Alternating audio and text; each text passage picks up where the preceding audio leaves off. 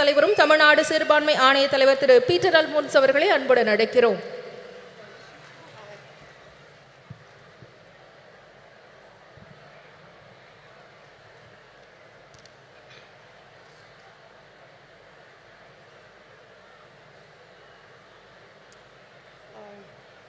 I think it's too high, no?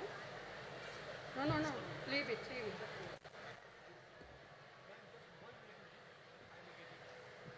Then it will be too low. Thiru MKStalin ji, Tirumati Kanimori Karunanidhi ji, all women's leader on the dais, Sahodara, Sahodarigale, Vanakkam.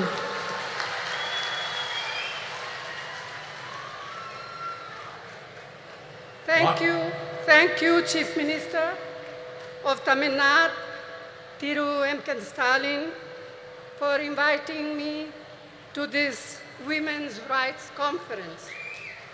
We are assembled here to commemorate the work and memory of the great son of India, Thiru Dr. K. Karunanidhi, lovingly called Kalendya.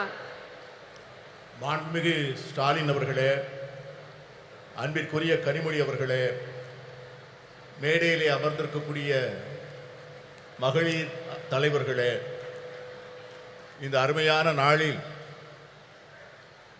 ஒரு மாபெரும் தலைவருடைய 100 ஆண்டு விழாவை முன்னிட்டு நடத்தப்படுகின்ற இந்த மகளிர் உரிமை மாநாட்டிற்கு என்னை அழைத்த முதலமைச்சர் ஸ்டாலின் அவர்களுக்கு என் நெஞ்சார்ந்த நன்றியினை தெரிவித்துக் கொள்கிறேன்.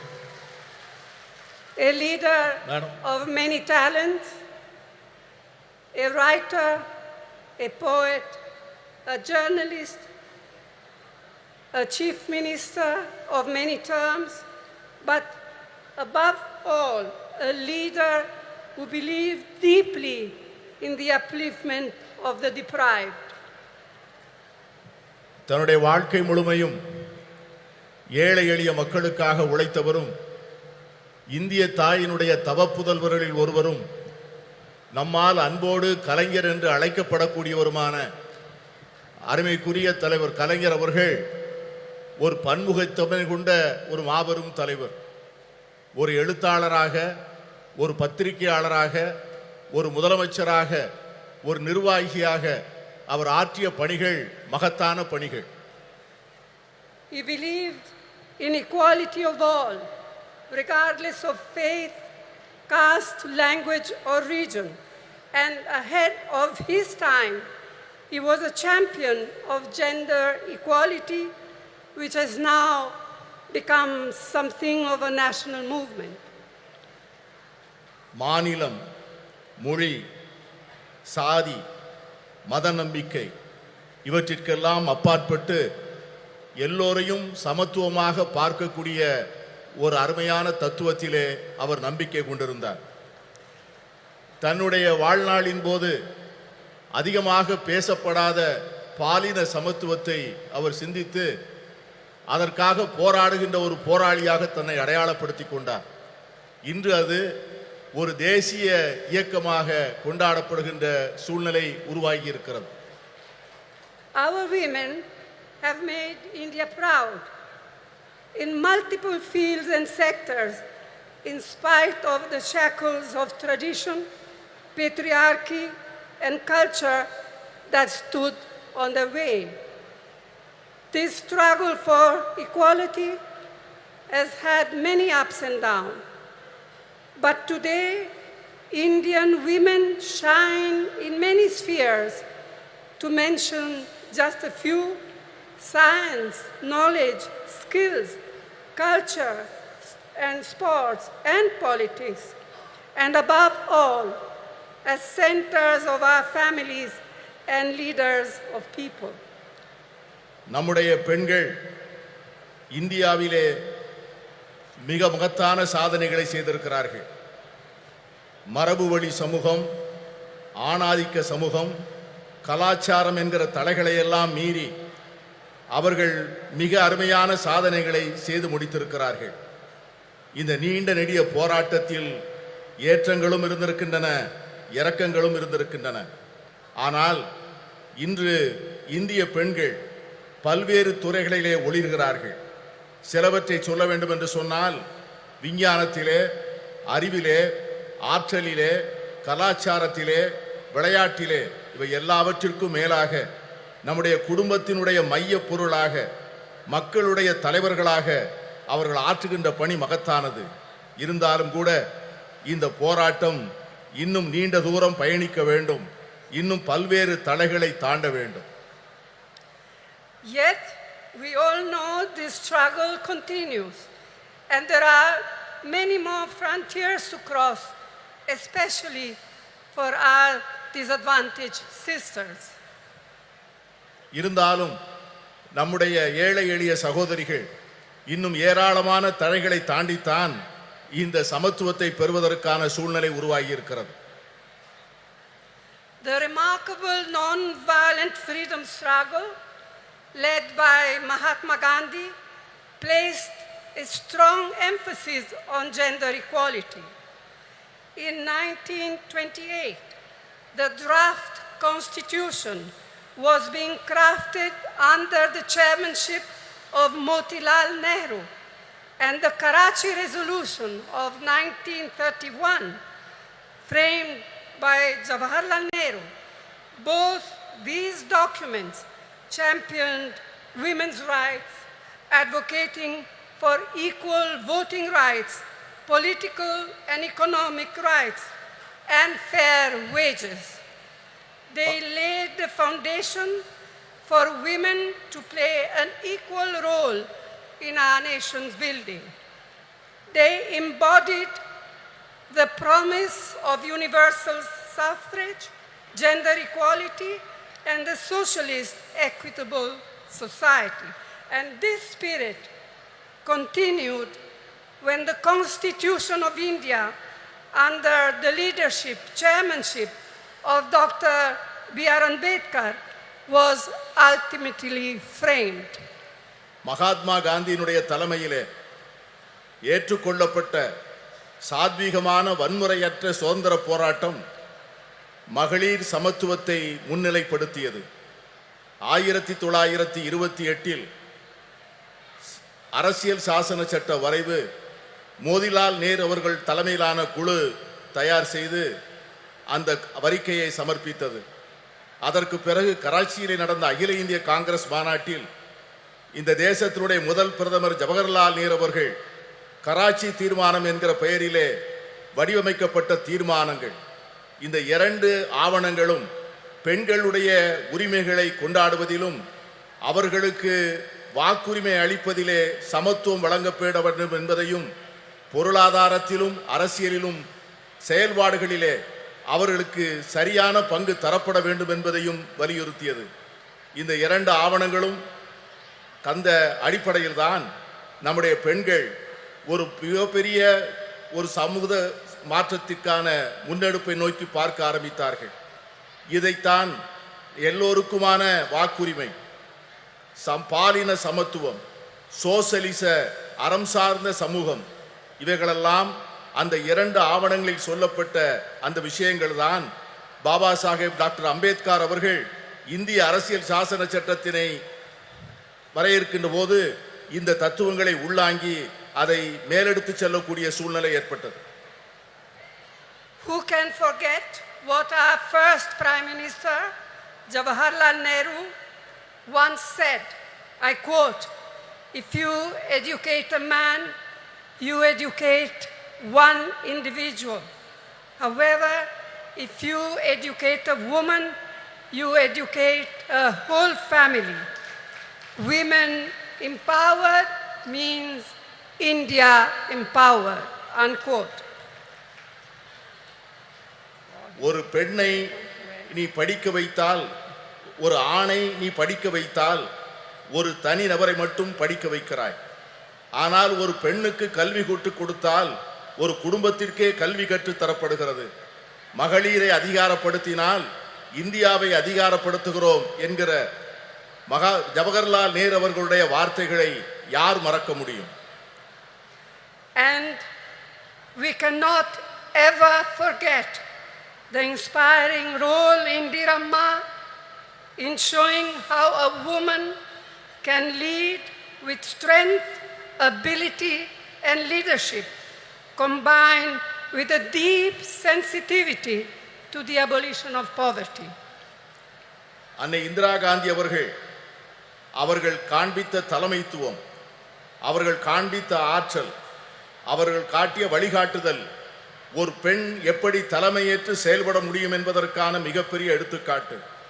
ஏழை எளிய மக்களுக்கான நல்வாழ்வை அளிப்பதற்கும் வறுமையை ஒழிக்க வேண்டும் என்கிற அர்ப்பணிப்போடும் அவர்கள் ஆற்றிய பணியை யாரும் மறக்க முடியாது. Rajiv ji, as we all know, brought in the historic 33% reservation for women in Panchayati Raj and local self-governments. This spurred an entirely new phenomenon of women entering roles of leadership at the grassroots level. அமர ராஜீவ் காந்தி அவர்கள் வரலாற்று புகழ்மிக்க 33 விழுக்காடு இடஒதுக்கீட்டை பெண்களுக்காக பஞ்சாயத்து ராஜ் சட்டத்திலும் உள்ளூர் ஆட்சி அமைப்புகளிலும் கொண்டு வந்தார். அந்த சட்ட திருத்தமானது சமூகத்தினுடைய அடித்தளத்திலே ஒரு மிகப்பெரிய மாற்றத்தை ஏற்படுத்தி பெண்களுக்கு தலைமை பொறுப்புகளை அளித்து ஒரு பெரிய சமூக புரட்சிக்கு வித்திடுகின்ற மிகப்பெரிய திட்டமாக அது அமைந்தது. It was a vital stepping stone towards the reservation on a similar 1/3 of seats in the Lok Sabha, which the Indian National Congress has pioneered in parliament and outside. Rajiv Gandhi அவர்கள் ஏற்படுத்தி கொடுத்த 33 விழுக்காடு இடஒதுக்கீடு தான் இன்று பாராளுமன்றத்திலே மகளிருக்கு 33 விழுக்காடு இடம் ஒதுக்கப்பட வேண்டும் என்கிற சட்டத்தினுடைய முன்னெடுப்பாக அமைந்தது. இந்த சட்டத்தை நிறைவேற்றுவதற்காக இந்திய தேசிய காங்கிரஸ் கட்சி பாராளுமன்றத்திற்குள்ளே பல முயற்சிகளை மேற்கொண்டது.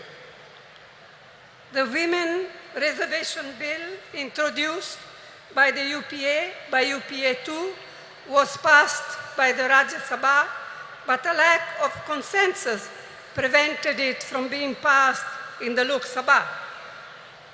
Now, the Women's Reservation Bill has finally been passed due to our relentless persistence, all of us, not just Congress, our relentless persistence and effort. But as we all know, it has still a long way to come. And as Mehbooba ji said, and as many of us, Member of Parliament, said in our intervention in Parliament, when is the bill now going to be implemented? In 1 year, in 2 years, in 3 years? We have no idea. Yes, I can see that some of you men are happy, but we are not. We women are not. And we are going to fight for it till we eventually get there, whether you men like it or not. மகளிர் இடஒதுக்கீட்டுக்கான சட்டம் ஐக்கிய முற்போக்கு கூட்டணி அரசால் 2010 March மாதம் 9ஆம் தேதி மாநிலங்களவையிலே நிறைவேற்றப்பட்டது. ஆனால் மக்களவையிலே ஒரு கருத்தொற்றுமையை உருவாக்க முடியாத காரணத்தினால் அந்த சட்டத்தினை நிறைவேற்ற முடியவில்லை. இப்பொழுது இந்த சட்டம் நிறைவேறியிருக்கிறது என்று சொன்னாலும் கூட இந்த சட்டத்திற்காக நாம் எடுத்துக்கொண்ட முயற்சிகளும் நாம் கொடுத்த அழுத்தங்களும் அதிகம். இங்கே பேசிய பல்வேறு உறுப்பினர்கள் பேசியது போல இந்த சட்டம் என்றைக்கு நடைமுறைக்கு வரும், என்று அமுல்படுத்தப்படும் என்கிற ஒரு தெளிவே இல்லாத ஒரு சூழ்நிலையிலே இந்த ஆண்டா அடுத்த ஆண்டா இன்னும் சில ஆண்டுகள் கழித்தா என்கிற ஒரு நிரந்தரமற்ற தன்மையிலே இந்த சட்டம் உருவாக்கி இருப்பது நாளை வருகின்ற இந்தியா கூட்டணி வந்துதான் இந்த சட்டத்தை நிறைவேற்றி தர வேண்டிய சூழ்நிலையை உருவாக்கும் என்கிற எண்ணத்தை தருகிறது. I am glad to be able to say here today that the government of Tamil Nadu, under Thiru Annadurai and then Thiru Karunanidhi laid the foundations of incredible changes in status and opportunity for women. Today, Tamil Nadu stands as a beacon of women's equality and women's development. அறிஞர் அண்ணா அவர்களுடைய தலைமையிலே அமைந்த அரசும் அதனைத் தொடர்ந்து கலைஞர் கருணாநிதி அவர்கள் தலைமையிலே தொடர்ந்த அரசும் எடுத்து கொடுத்த முன்னெடுப்புகளும் செயல்படுத்திய திட்டங்களும் பெண்களுடைய வாழ்க்கையிலே பல புரட்சிகரமான மாற்றங்களையும் முன்னேற்றங்களையும் தந்திருக்கிறது. அதன் அடிப்படையில் தான் இன்று தமிழ்நாடு இந்தியாவே புகழ்ந்து கொண்டாடக்கூடிய மகளிர் உரிமைகளிலும் மகளிருடைய சமத்துவத்தையும் கொண்டாடக்கூடிய ஒரு ஒளி விளக்காக திகழ்கிறது என்று சொன்னால் அது மிகையாக. In his historic 5 terms as Chief Minister of Tamil Nadu, Thiru Karunanidhi brought the provision of reservation for women in the police way back in 1973. வரலாற்று புகழ்மிக்க 5 முறை முதலமைச்சராக இருந்த கலைஞர் அவர்களுடைய ஆட்சி காலத்தில்தான் பெண்களுடைய காவல்துறையிலே பெண்களுடைய பங்கை அவர்கள் உறுதி செய்தார்கள். இன்று தமிழகத்திலே இருக்கின்ற காவல்துறையிலே 1/4 பங்கு பெண்களாக இருப்பது எவ்வளவு பெருமைப்படக்கூடிய ஒரு செயல். Today, 1/4 of its police force, of Tamil Nadu police force, are women. இன்று இருக்கின்ற காவல்துறையினரில் 1/4 பங்கை சார்ந்தவர்கள் பெண்கள் என்கிற சூழ்நிலை இருக்கிறது.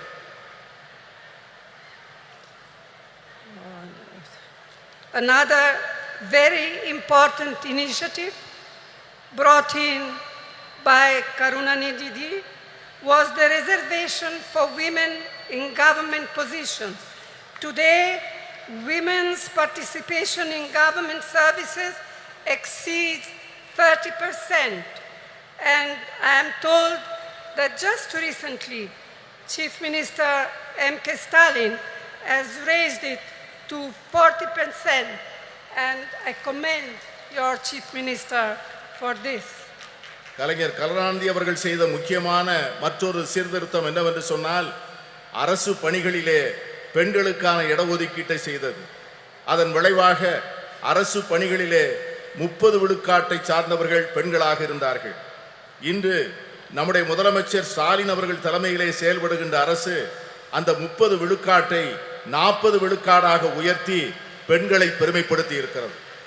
And it comes at no surprise that through initiatives like the midday meal program, the promotion of women empowerment, and the encouragement of female education, Tamil Nadu boasts today of some of the most impressive maternal and infant mortality rates in India.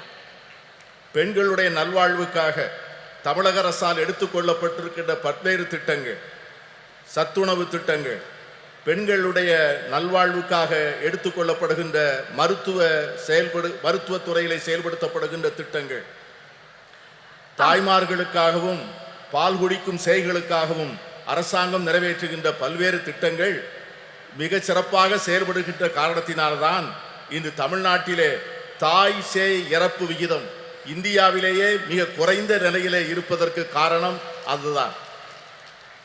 It is unfortunate that many of these efforts and programs to help to empower women have not been reflected at the national level. In fact, instead of mitigating problems faced by women, the last 9 years have seen a sustained effort on part of the Modi government to turn our women purely into symbols, to be counted and appreciated only in their restricted traditional roles in a patriarchal framework. கடந்த 9 ஆண்டுகளாக மோடி அரசினுடைய நடவடிக்கைகள் இந்த நாம் ஏற்றுக்கொண்டிருக்கின்ற திட்டங்கள், நாம் பெற்றுத்தந்த உரிமைகள், கடந்த 70 ஆண்டுகளிலே நாம் செய்த நல்ல முயற்சிகளை எல்லாம் சீரழிக்கின்ற வகையிலே செயல்படுவது நமக்கு ஏற்பட்டிருக்கிற மிகப்பெரிய துரதிர்ஷ்டம். பெண்களை ஒரு அடையாள சின்னமாக மாற்றி பழமையிலும் மரபு வழியிலும் ஏற்கனவே பின்பற்றி வருகின்ற பாரம்பரிய சூழ்நிலையில் மட்டும்தான் பெண்கள் இருக்க வேண்டும் என்று எண்ணுகிறது இந்த அரசே ஒழிய அவர்களுக்காக ஒரு புதிய சுதந்திரத்தையும் உரிமைகளையும் அளிக்க அவர்கள் தயாராக இல்லை. இதை போலத்தான் எல்லா துறைகளிலும் எல்லா சுதந்திரத்திற்கும் சமத்துவத்திற்கும் அறம் சார்ந்த சமுதாயத்திற்குமாக நாம் பெற்ற அனைத்து உரிமைகளையும் கடந்த 9 ஆண்டுகளாக அவைகள் அனைவரும் தொடர்ந்து முறையாக சீரழிக்கப்பட்டு வருவதை நான் சுட்டிக்காட்ட விரும்புகிறேன். I am confident that we, the like-minded parties of the India Alliance, can and will take urgent steps needed to make women's equality a reality. நான் உறுதியாக நம்புகிறேன், நாம் ஏற்பாடு செய்திருக்கிற இந்தியா கூட்டணி என்கிற இந்த அற்புதமான ஏற்பாடு இதை போன்ற சமச்சீரற்ற தன்மைகளை எல்லாம் நீக்கி பெண்களுக்கு உண்மையாகவே அவர்களுக்கு ஒரு சமத்துவ உலகை உருவாக்கி கொடுப்பதற்கான மிக அவசரமான நடவடிக்கைகளை நிச்சயம் மேற்கொள்ளும் என்று நான் உறுதியாக நம்புகிறேன்.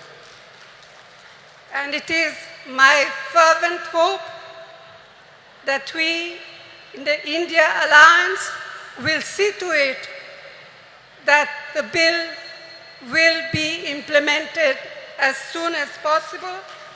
We will all work together to see to it that it happens. நான் உறுதியாக சொல்லுகிறேன், இந்தியா கூட்டணி என்பது நிச்சயமாக இந்த மகளிர் இடஒதுக்கீட்டுக்கான சட்டத்தை நிறைவேற்றிய தீரும். அதை நிறைவேற்றி ஒரு நல்ல சூழ்நிலையை நாம் ஏற்படுத்திய தீர்வோம். இங்கே குழுமி இருக்கின்ற நாம் அதற்கான உறுதியை எடுத்து அதை நோக்கி செயல்பட வேண்டும் என்று நான் கேட்டுக்கொள்கிறேன். This is our goal. This will be the India Alliance goal, and this is what we women must fight for. If we fight for all together, we shall be victorious. இதை இந்தியா கூட்டணியை சார்ந்த கட்சிகள் நிச்சயமாக செய்யும். நாம் அனைவரும் சேர்ந்து போராடுவோம். நாம் அனைவரும் சேர்ந்து நிச்சயமாக இதனை சாதிப்போம். We shall be victorious. Vetri namade nandri. நன்றியோடு உழைப்போம். வெற்றி நமது. We feel honored by your presence and thank you for your historical address in this historical event, madam. நூற்றாண்டு கண்ட திராவிட இயக்கத்தின் நீட்சியாய் தந்தை பெரியார், பேரறிஞர் அண்ணா, தமிழின தலைவர் முத்தமிழறிஞர் கலைஞரின் வழியில் மகளிர் உரிமைகளை பேணி பாதுகாத்து பார்போற்றும் வண்ணம் திராவிட மாடல் ஆட்சியை நடத்தி வரும் திராவிட முன்னேற்ற கழக தலைவர் மாண்புமிகு தமிழ்நாடு முதலமைச்சர் அவர்களை தலைமை உரையாற்ற அன்புடன் அழைக்கிறோம்.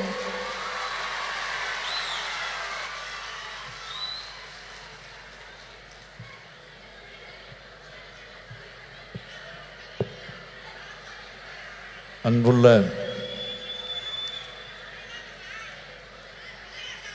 முத்தமிழறிஞர் தலைவர் கலைஞர் அவர்களின் நூற்றாண்டு விழாவை ஒட்டி கழக மகளிரணியின் சார்பில்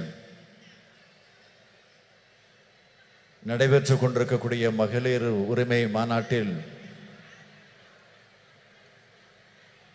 கலந்து கொண்டு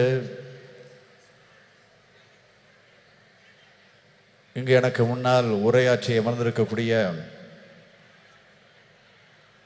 காங்கிரஸ் கட்சியினுடைய நாடாளுமன்ற குழுவுடைய தலைவர்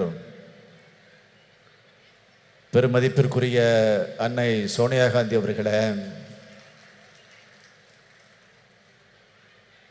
மாண்புமிகு நீர்வளத்துறை அமைச்சர் அண்ணன் துரைமுருகன் உள்ளிட்ட அமைச்சர் பெருமக்களே, முன்னிலை பொறுப்பை ஏற்று முனைப்பாக இந்த நிகழ்ச்சியை ஏற்பாடு செய்து வெற்றி கண்டிருக்கக்கூடிய கழகத்தினுடைய துணை பொதுச் செயலாளர் நாடாளுமன்ற குழுவினுடைய துணைத் தலைவர் என்னுடைய அருமை தங்கை கனிமொழி அவர்களே,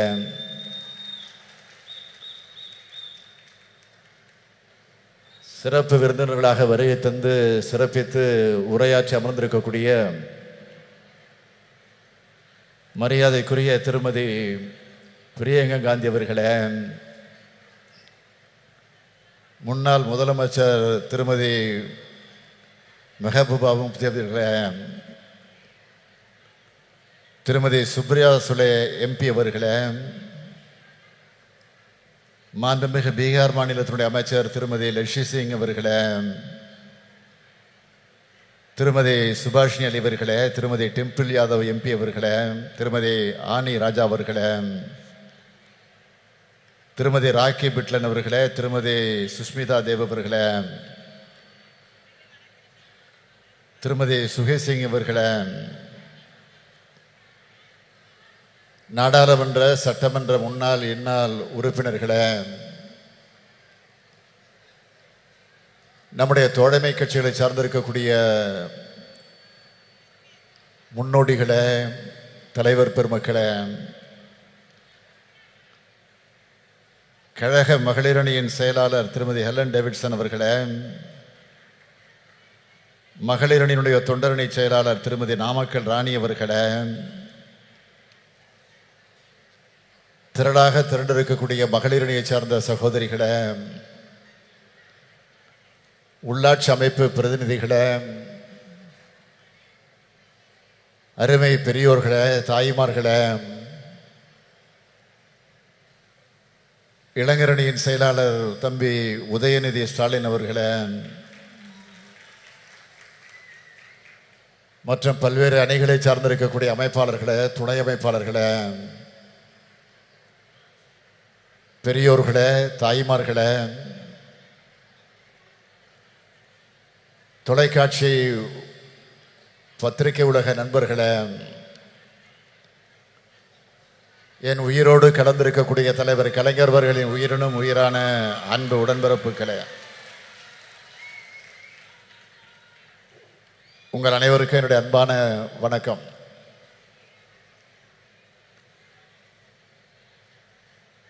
பெண்ணினத்தின் எழுச்சியின் அடையாளமாக இந்த மாநாட்டை ஒரு மாநில மாநாடு போல் ஏற்பாடு செய்து இதை எழுச்சியோடு நடத்தி கொண்டிருக்கிறார் நம்முடைய தங்கை கனிமொழி அவர்கள். அவர் கர்ஜனை மொழியாக, கனல் மொழியாக இப்போது நாடாளுமன்றத்தில் முழங்கி வருவதை பார்க்கும்போது கழக தலைவராக மட்டுமல்ல, அண்ணனாகவும் இருந்து நான் மிகுந்த பெருமைப்படுகிறேன். இந்த மகளிர் உரிமை மாநாட்டை தடையின்றி ஓடக்கூடிய மாராத்தான் ஓட்டம் போல நம்முடைய மாசு அவர்கள் இதை துணை நின்று ஏற்பாடு செய்திருக்கிறார். அவர் மட்டுமல்ல, நம்முடைய அமைச்சர் செயல் வீரர் தாம அன்பரசன் அவர்களும் துணை நின்று தன்னுடைய கடமையை நிறைவேற்றி தந்திருக்கிறார். அதற்காக நான் முதலில் அவர்களை எல்லாம் வாழ்த்துகிறேன். மகளிரணியின் செயலாளர் எலன் டேவிட்சன், மகளிர் தொண்டரணியின் செயலாளர் நாமக்கல் ராணி உள்ளிட்ட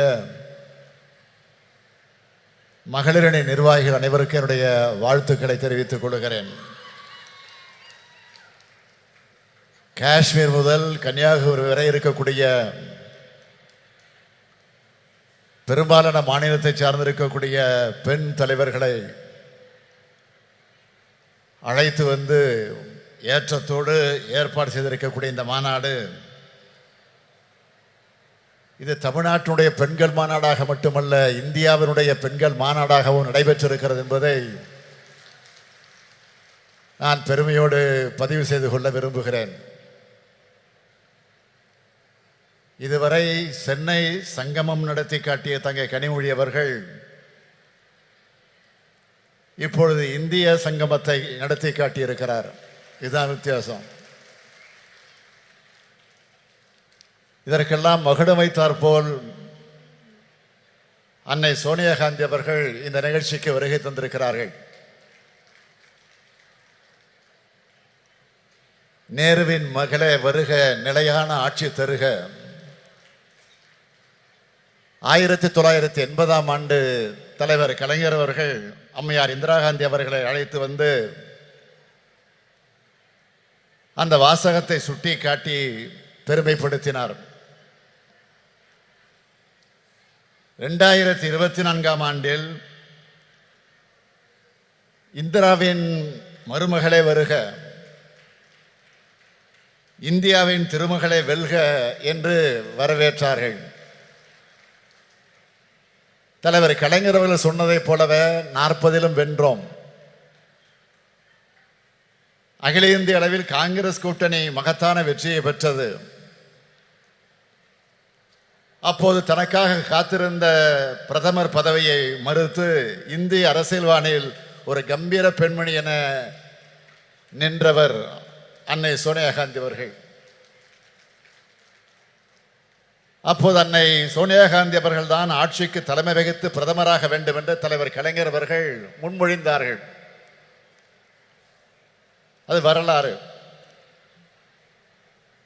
When தலைவர் கலைஞர் left us to his resting place, Madam Sonia Gandhi sent a letter. She wrote for me, Kalangar's loss is very personal. He always showed me great kindness and consideration which I can never forget. He was like a father figure to me. சொன்னார், எழுதினார். அத்தகைய ஆழமான குடும்ப பாச நட்பை கொண்டவர் அன்னை சோனியா காந்தி அவர்கள். அவரும் இளம் அரசியல் ஆளுமையாக மிளர்ந்து கொண்டிருக்கக்கூடிய அருமை சகோதரி பிரியா காந்தி அவர்களும் இங்கு வந்திருப்பது நமக்கெல்லாம் மகிழ்ச்சி அளிக்கிறது. தன்னகரில்லா மெஹபூபா முஃப்தி அவர்கள் ஒரு மாநிலத்தினுடைய முன்னாள் முதலமைச்சர். சுப்ரியா சோலை எழுந்தாலே நாடாளுமன்றத்தில் பாஜகவினர் அஞ்சி நடுங்குவார்கள். பார்க்கறது தான் இப்படி இருக்கிறார். ஒரு பீகாரில் இருந்து அருமை நண்பர் நிதிஷ்குமாரின் குரலை எதிரொலிக்க லெஷி சிங் வந்திருக்கிறார். டெல்லி முதலமைச்சர் அரவிந்த் கெஜ்ரிவால் எண்ணத்தை சொல்வதற்காக டெல்லி சட்டப்பேரவையுடைய துணைத் தலைவர் ராக்கி பிட்லன் வந்திருக்கிறார். சமாஜ்வாதி கட்சியினுடைய நாடாளுமன்ற உறுப்பினரும் அருமை நண்பர் அகிலேஷ் யாதவருடைய அருமை மனைவியுமான டிம்பிள் யாதவ் அவர்கள் வந்திருக்கிறார்கள். அந்த கட்சியினுடைய மகளிர் அணியின் தேசிய தலைவர் ஜூயி சிங் வருகை தந்திருக்கிறார். மேற்கு வங்கத்தினுடைய பெண் சிங்கம் மமதா பானர்ஜியுடைய பிரதிநிதியாக சுஷ்மிதா தேவி வருகை தந்துள்ளார். இடதுசாரி இயக்கங்களின் பிரதிநிதிகளாக சுபாஷினி அலையும் ஆனி ராஜாவும் இடம்பெற்றிருக்கிறார்கள். ஆக இந்த மேடையே இந்தியா கூட்டணியாக காட்சியளித்துக் கொண்டிருக்கிறது. I would like to request all the leaders present on the dais. The BJP can be defeated only through unity. Tamil Nadu has shown this since the 2019 elections. A united alliance like one in Tamil Nadu should be formed in every state across India. If the anti-BJP parties can unite and rise above the minor differences, we can surely defeat the BJP, which is against the interest of the people of India. I urge our sisters present here to relay this message to their party leaders. Bharatiya Janata கட்சியை தோற்கடிப்பது என்பது இந்தியாவில் இயங்கக்கூடிய அனைத்து ஜனநாயக கட்சியுடைய வரலாற்று கடமை. மகளிர் உரிமையை காப்பதற்காக இந்த மாநாடை கூட்டியிருக்கிறார் நம்முடைய கனிமொழி அவர்கள். மகளிர் உரிமை மட்டுமா? பாஜக ஆட்சியில் அனைத்து மக்களது உரிமைகளும் பறிக்கப்பட்டிருக்கிறது. இன்றைக்கு நாம் பார்க்கும் நாடாளுமன்ற அமைப்பு முறை இருக்குமா? மக்களால் தேர்ந்தெடுக்கப்படக்கூடிய மக்களாட்சி இருக்குமா என்ற கேள்வி பெரிதாக எழுந்து வருகிறது.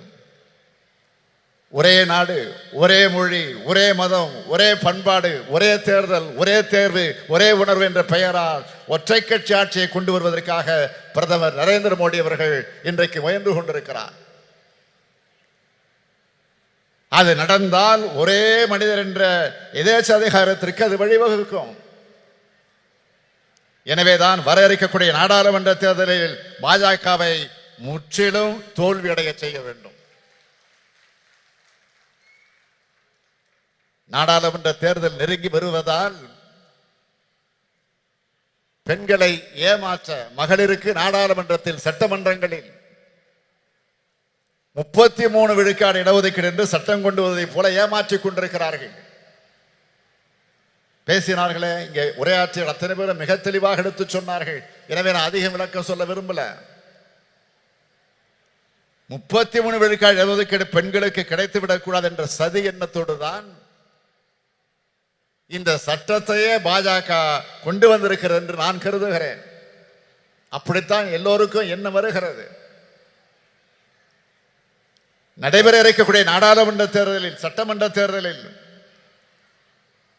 பெண்களுக்கு 33 விழுக்காடு இடஒதுக்கீடு வழங்கப்படும் என்று இந்த சட்டம் சொல்லி இருந்தால் பிரதமர் நரேந்திர மோடியை நாமெல்லாம் பாராட்டலாம். என்ன நடந்திருக்கிறது? மக்கள் தொகை கணக்கெடுப்பு முடிந்த பிறகு அதை வைத்து தொகுதி மறுவரைக்குள்ள அந்த பிரச்சனைகள் எல்லாம் முடிந்ததற்கு பிறகு சொல்லுவார்களாம். பழைய சினிமா பார்த்துருப்பீங்க. பழைய சினிமாவில் தான் ஒரு காட்சி வரும். என் கையில் உள்ளதை நான் தர வேண்டுமானால் 7 மலையை சுற்றி வா, 7 கடலை சுற்றி வா என்று பூதம் சொல்வதாக கதை சொல்வார்கள் அல்லவா? அது போன்ற கப்சா சட்டத்தை மோடி ஏற்றியிருக்கிறார். பெண்களுக்கு 33 விழுக்காடு கொடுத்து விட்டதாக பிரதமர் சொல்லிக் கொள்கிறார். 2029ஆம் ஆண்டு தான் இந்த இடஒதுக்கீடு கிடைக்கும் என்றும் 2034ஆம் ஆண்டு கூட ஆகலாம் என்றும் கணக்கிட்டு சொல்கிறார்கள். எதுவாக இருந்தாலும் நான் சொல்றேன், 2024 ஆண்டுக்கு பிறகு மோடி ஆட்சி இருக்க போறதில்லை என்பதை மக்கள் முடிவு செஞ்சுட்டாங்க. 1996ஆம் ஆண்டு திமுகவும் காங்கிரஸ் ஆதரிச்ச ஐக்கிய முன்னணியின் ஆட்சி காலத்தில் இப்படி ஒரு சட்டத்தை கொண்டு வந்தோம். ஆனா இந்த நிபந்தனைகள் எல்லாம் நாம் அன்றைக்கு விதிக்கல. 2010ஆம் ஆண்டும் நம்முடைய கூட்டணி அரசு இப்படி ஒரு சட்டத்தை கொண்டு வந்த போது இது மாதிரியான நிபந்தனைகளை விதிக்கல. ஆனால் இப்பொழுது பாஜக நிபந்தனை போடுகிறது என்றால் அவர்கள் உண்மையான அக்கறையோடு இதை கொண்டு வரல. மகளிர் எந்த உரிமைகளையும் பெற்றுவிடக்கூடாது, வீட்டுக்குள்ள முடங்கி கிடக்க வேண்டும் என்று நினைக்கிறது பிஜேபி. பாஜக ஆட்சி அப்படி நினைக்கிறது. அன்னை சோனியா காந்தி அவர்களும் பிரியங்கா காந்தி அவர்களும் இந்த மேடையில் இருக்கிறார்கள். ஒரு விஷயத்தை நான் நினைவு கூறுவது பொருத்தமாக இருக்கும் என்று கருதுகிறேன். அவரே பேசுகிற போது சொன்னார், பிரதமர் ராஜீவ் காந்தி அவர்கள் தான் உள்ளாட்சி அமைப்புகள்ல பெண்களுக்கு இடஒதுக்கீட்டை முதலாக உறுதி செய்தார். இதன் தொடர்ச்சியாகத்தான் தமிழ்நாட்டில் உள்ளாட்சி அமைப்புகள்ல பெண்களுக்கான இடஒதுக்கீட்டை முதல்ல 1996ஆம் ஆண்டு வழங்கியவர் நம்முடைய தலைவர் கலைஞர் அவர்கள். இப்போ அந்த உள்ளாட்சி அமைப்புகள்ல 50% இடஒதுக்கீடு இப்போ பொறுப்பில் இருக்கிறாங்க. இப்போ 50%க்கு மேல இருக்கிறாங்க. போற போக்க பார்த்தா ஆண்களுக்கு இடஒதுக்கீடு வேண்டும் என்று கேட்கக்கூடிய நிலை வந்தாலும் வரும். ஆத்திரத்தில் சொல்ற நினைக்காதீங்க, பெருமையா சொல்றேன். உங்களுக்கு வருகிற அந்த பெருமையோடு சொல்றேன். பாஜக கொண்டு வந்திருக்கக்கூடிய சட்டத்தில் இன்னொரு முக்கியமான விஷயம், இதர பிற்படுத்தப்பட்ட பெண்களுக்கும் சிறுபான்மையின பெண்களுக்கும் இடஒதுக்கீடு வழங்கவில்லை. அப்படி வழங்கினால்தான் ஏழை எளிய விளிம்பு நிலை மக்களுடைய நில, அவர்களுடைய குரல் சட்டமன்றத்திலும் நாடாளுமன்றத்திலும் ஒலிக்கும். அப்படி ஒலிக்க கூடாது என்பதற்காகத்தான் பாஜக நினைக்கிறது. இதை பாஜகவினுடைய அரசியல் தந்திரமாக மட்டுமல்ல, அரசியல் சதியாகவும் பார்க்க வேண்டியிருக்கிறது. இதனை சுட்டிக்காட்டி நாம் பேசினால் பிரதமராக இருக்கக்கூடிய மோடி என்ன பதில் சொல்லுகிறார்? அள்ளி விடுறார். அதாவது பெண்களை சாதி ரீதியாக பிளவுபடுத்த பார்க்கிறோமா, சாதி ரீதியாக மத ரீதியாக மக்களை பிளவுபடுத்துவது யார் என அனைவருக்கும் தெரியும். இடஒதுக்கீடு நாம் கேட்கிறோம் என்றால் சாதி ரீதியாக பிரிப்பதற்காக கேட்கிறோம் என்பதல்ல. அனைத்து மகளிரும் எல்லாவித உரிமைகளையும் பெற்றவர்களாக உயர வேண்டும் என்பதற்காகத்தான். இதை விட்டு கொடுத்துட்டா அடுத்தடுத்து சமூக நீதியை காவி விடுவாங்க. எந்த சூழலிலும் இந்த சமூக நீதியை நாம் விட்டுக் கொடுக்க கூடாது. இதுதான் நமக்கு இருக்க வேண்டிய உறுதி. ராகுல் காந்தி அவர்கள் சமூக நீதி குரலைத்தான் தொடர்ந்து இப்ப எதிரொலிச்சிட்டு இருக்கிறாரு. இந்தியா கூட்டணி என்பது வெறும் தேர்தல் கூட்டணியாக மட்டுமல்ல, கொள்கை கூட்டணி. அதை மறந்துடாதீங்க. சமூக நீதி, மதச்சார்பின்மை, மாநில சுயாட்சி, கூட்டாட்சி கருத்தியல், அனைவருக்குமான அரசியல் பங்கீடு என்ற கோட்பாடுகளை கொண்டதாக இந்த கூட்டணி அமைந்திருக்கு. இந்தியா கூட்டணியை வெற்றி பெற வைப்பதன் மூலமாக மகளிர் உரிமை மட்டுமல்ல, அனைத்து உரிமைகளும் அனைவருக்கும் கிடைக்கக்கூடிய இந்தியாவாக நாம் உருவாக்க வேண்டும். சொத்துல சம உரிமை, வேலை வாய்ப்பிலே பெண்களுக்கு 30% இடஒதுக்கீடு, ஆரம்ப பள்ளிக்கூடங்களில் கட்டாயமாக பெண்களைத்தான் ஆசிரியர்களாக நியமிக்க வேண்டும் என்ற சட்டம், கர்ப்பிணி பெண்களுக்கு உதவித்தொகை, விதவைகளுக்கு மறுவாழ்வு திட்டம், ஒரு ஏழை எளிய குடும்பத்தில் பிறந்திருக்கக்கூடிய ஒரு பெண்ணுக்கு திருமணம்னா அந்த பெண்ணுக்கு உதவி செய்யக்கூடிய ஒரு அற்புதமான திட்டம். இப்போ மகளிர் உரிமை தொகை போன மாசம் 15 செப்டம்பர் 14 நைட்டே போய் சேர்ந்துருச்சு. இந்த மாசம் 15 வரப்போகுது, 14 நைட்டே வந்து சேரப்போகுது. ஆக மாதம் 1000 ரூபாய் உதவித்தொகை இல்ல, பெண்களை உங்களுக்கு இருக்கக்கூடிய உரிமை தொகை, அதை மறந்துடாதீங்க. பேருந்துகள்ல விடியல் பயணம், பெண் அர்ச்சகர்கள், ஓதுவார்கள் நியமனம், இப்படி தமிழ்நாட்டு பெண்களுக்கு பல்வேறு திட்டங்களை நாம் செயல்படுத்தி காட்டுகிறோம்னா இதுதான் திராவிட மாடல் ஆட்சியுடைய கொள்கைகள்.